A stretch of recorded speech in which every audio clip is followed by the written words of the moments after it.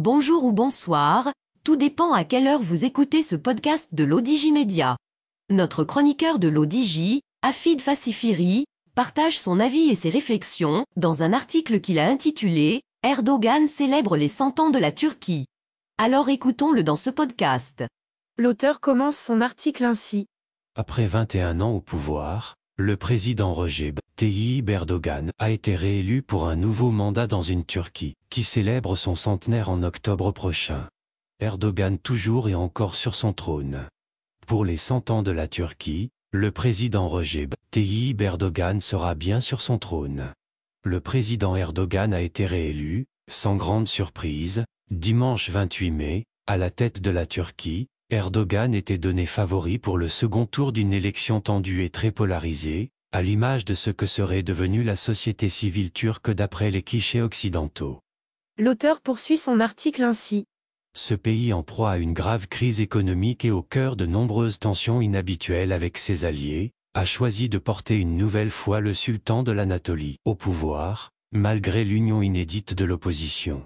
Après 21 ans de pouvoir, Erdogan, qui a surfé sur la vague nationaliste lors de sa campagne, a laissé entendre que ce nouveau mandat serait son dernier.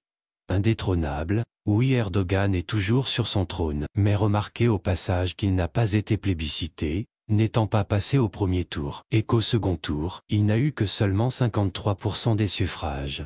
Bien entendu, comme on pouvait s'y attendre, les détracteurs du président turc ont crié qu'il s'agissait du mandat de trop exactement comme l'ont fait, à l'unisson, les médias occidentaux. Mais, bon sang, on ne connaît que trop bien les élections présidentielles en Amérique et en France pour ne citer que ces deux cas, mais au nom de quelle idéologie ces gens s'octroient-ils le droit de s'ériger en donneurs de leçons? Ceux-là ont profité d'une inflation dévastatrice, à 80% qui a complètement éclaboussé les populations turques les moins favorisées, pour espérer provoquer un coup d'État par les urnes, pour renverser le président Erdogan. À ce sujet, dans les capitales occidentales ainsi que chez l'opposition turque on a entendu le même son cloche, à savoir que le pouvoir d'Erdogan est fait d'autoritarisme. Mais, on se garde bien de traiter le président turc de dictateur comme on le fait, bizarrement et bien volontiers lorsqu'il s'agit des pays arabes. L'opposition turque, affaiblie par les résultats du premier tour, avait tenté de négocier un virage nationaliste pour convaincre les déçus d'Erdogan allant jusqu'à stigmatiser les centaines de réfugiés syriens installés en Turquie. L'auteur ajoute ainsi. Le panier ou le drapeau. Pour faire taire ses détracteurs et remobiliser sa base électorale, Erdogan a su apporter, même en usant et abusant d'un brin de démagogie, surfant sur le sentiment nationaliste, une réponse cinglante en scandant « le drapeau ou le panier ». Même si le panier est vide, un Turc ne doit pas abandonner le drapeau de la Turquie. À quelques mois du centenaire de la fondation de la République turque en octobre 2023, le président Recep Tayyip Erdogan, au pouvoir depuis déjà 21 ans, est en passe de réussir son pari, devenir l'égal historique du fondateur de la République Mustafa Kemal Atatürk. Il se voit, lui, en refondateur d'une nouvelle Turquie, plus pieuse et conservatrice, moins tournée vers l'Occident mais tout aussi nationaliste, voire davantage, que celle imaginée par le père fondateur. L'auteur mentionne ainsi. Depuis quelque temps, et bien avant ce scrutin présidentiel de Turquie, les spéculations allaient bon train dans le camp occidental avec certains qui souhaitaient la chute du sultan Erdogan. Mais qu'espérait ceux-là qui voient la Turquie d'un très mauvais œil? Espérait-il un nouveau président pour que la Turquie cesse sa formidable implantation en Afrique, avec plus de 25 milliards de dollars d'échanges commerciaux sur le continent, avec les grandes entreprises du BTP et du textile qui sont devenues incontournables en Afrique? Que la Turquie s'aligne aveuglément, sans broncher et sans conditions préalables, sur les doctrines stratégiques de l'OTAN pour soutenir les croisades militaires des Occidentaux? Que la Turquie cesse de produire et d'exporter notamment vers l'Ukraine des drones de dernière génération? Que la Turquie cesse d'importer du pétrole syrien, notamment du Kurdistan? Que la Turquie cesse ses échanges commerciaux et militaires avec l'Iran d'un côté et de l'autre avec Israël?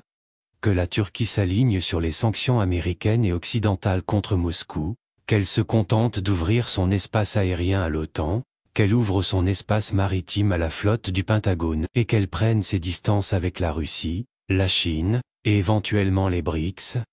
que la Turquie abandonne l'islam et devienne un instrument de défense des intérêts occidentaux? Que la Turquie renonce à sa souveraineté et s'aligne sur l'agenda des grands de ce monde et celui du G7 particulièrement?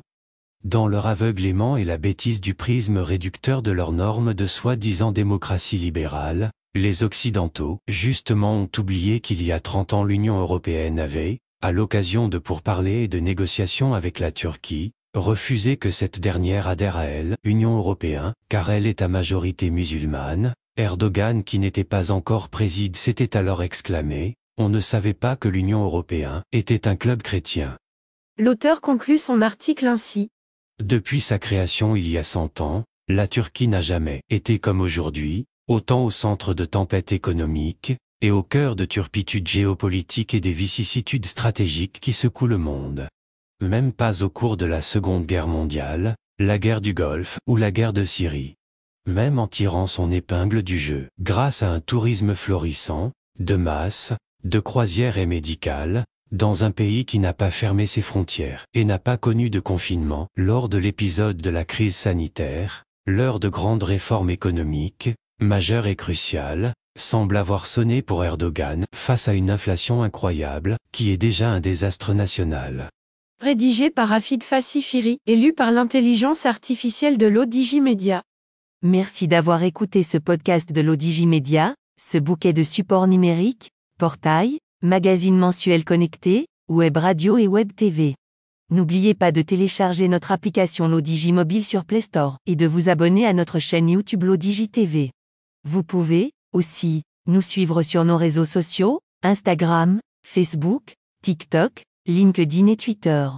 Ou encore, vous inscrire sur notre newsletter quotidienne à partir du portail l'odj.ma. Alors, on se dit au prochain podcast de nos chroniqueurs de l'ODJ.